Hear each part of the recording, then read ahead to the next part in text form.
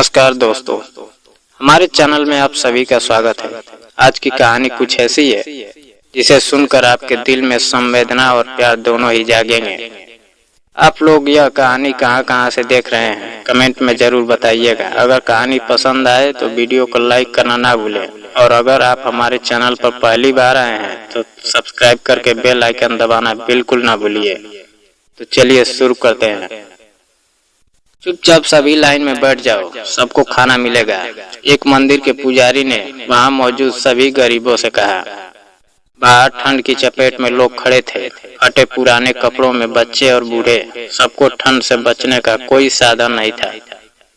तभी वहां एक गाड़ी आती है और उनमें से कुछ लोग उतरते हैं। उनके हाथों में गर्म खाना और कंबल थे। सेजल वहां बच्चों के लिए अलग से स्वेटर लेकर आई थी। वह बच्चों को एक एक कर स्वेटर देती जा रही थी और उनकी खुशी देखकर उसका दिल भी खिल उठा। जब बच्चों को स्वेटर देने का काम खत्म हुआ तो सेजल अपने परिवार की मदद करने लगी। उसने सबको खाना बांटना शुरू किया।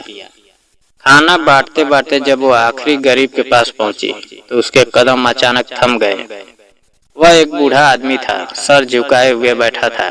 उसके फटे पुराने कपड़े, फटी चप्पल और ठंड से कांपता हुआ शरीर दिखाई दिया। सेजल ने जब उसके चेहरे को देखा तो उसके होश उड़ गए। हाथ से सारा सामान गिर गया। बूढ़े ने कहा, यह मैं रख लूं बेटा, बड़ी ठंड लग रही है, एक से मेरा गुजारा नहीं होता। तुम चाहो तो मुझे खाना मत देना। उस बूढ़े की बातें सुनकर सेजल की आंखों में आंसू आ गए। सेजल ने कहा, पापा आपने मुझे पहचाना नहीं, मैं आपकी गुड़िया हूँ। बूढ़ा अवाक होकर बस उसे देखता रह गया। शायद वह समझ नहीं पा रहा था। उसी समय पुजारी पीछे से आए और बोले, क्या तुम इन्हें जानती हो? सेजल ने कांपती आवाज में कहा, हाँ, यह मेरे पिता हैं, शिव नारायण।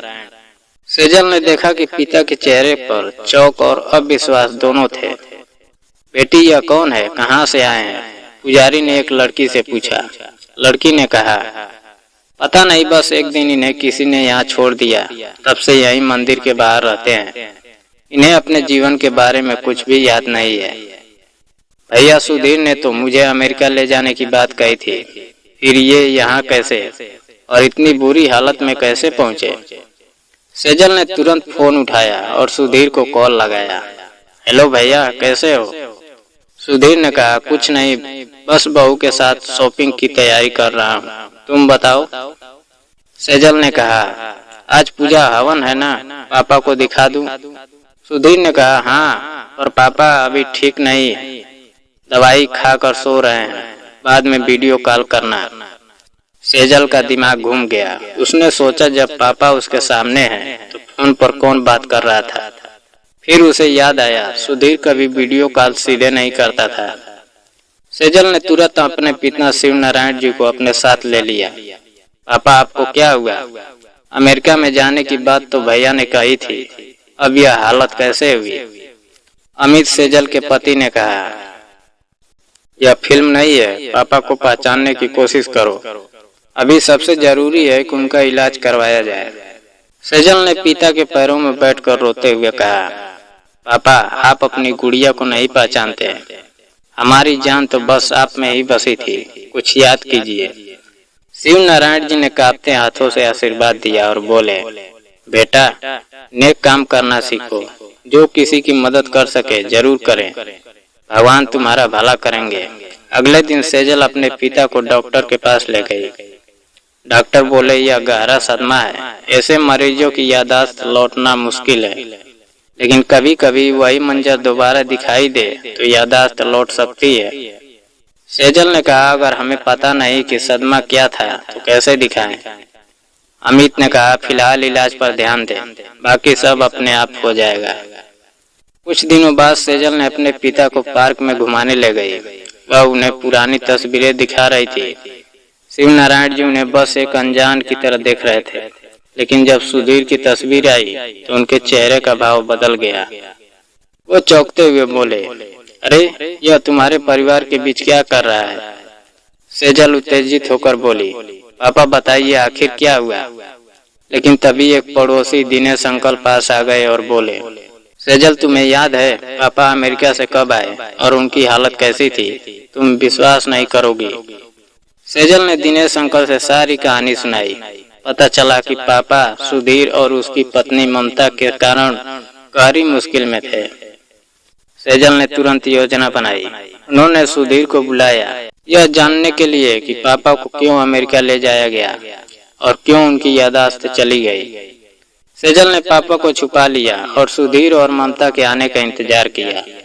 सुधीर आया और बोला, बस साइन करने आए हैं, जल्दी हो जाए तो अच्छा है। सेजल ने मुस्कुराते हुए कहा, पापा अभी सो रहे हैं, बाद में बात कर लेंगे। शिव नारायण जी को देखकर सुधीर और ममता की आंखें खुली की खुली रह गई। सेजल ने पूछा, क्या हुआ भैया, इतना चौंक क्यों रहे हो? सुधीर घबरा गया। अब उनकी चाल पकड़ी गई थी और डरते हुए बोला, हम पापा को अमेरिका ले जाना चाहते थे, घर बेचकर, पर पापा ने इसका पता लगाकर घर नहीं बेचने दिया। सेजल ने कहा, और जहर देकर मारने की कोशिश भी की, लेकिन भगवान ने उन्हें बचा लिया। शिव नारायण जी ने कहा, अब सब याद आ गया। अंत में सेजल अपने पिता को अपने घर में प्रेम पूर्वक रखती है। सुधीर और ममता के सारे षड्यंत्र नाकाम हो जाते हैं। सेजल की मेहनत और धैर्य ने पिता की याददाश्त लौटाई और परिवार पुनः एक साथ खुशी खुशी रहने लगे। दोस्तों, भगवान ने हम मनुष्यों को अच्छे कर्म करने के लिए जन्म दिया है। कभी कभी मनुष्य में बदले की भावना इतनी प्रबल हो जाती है कि उसे गहरी मुसीबत में डाल देती है। इसलिए हमेशा नेक और सच्चे कर्म करें। दोस्तों, उम्मीद है आपको यह कहानी पसंद आई होगी। अगर कहानी पसंद आए तो वीडियो को लाइक करें। चैनल पर पहली बार आए हैं तो चैनल को सब्सक्राइब करके बेल आइकन प्रेस करना ना भूलें। मिलते हैं एक नई कहानी के साथ, तब तक के लिए धन्यवाद।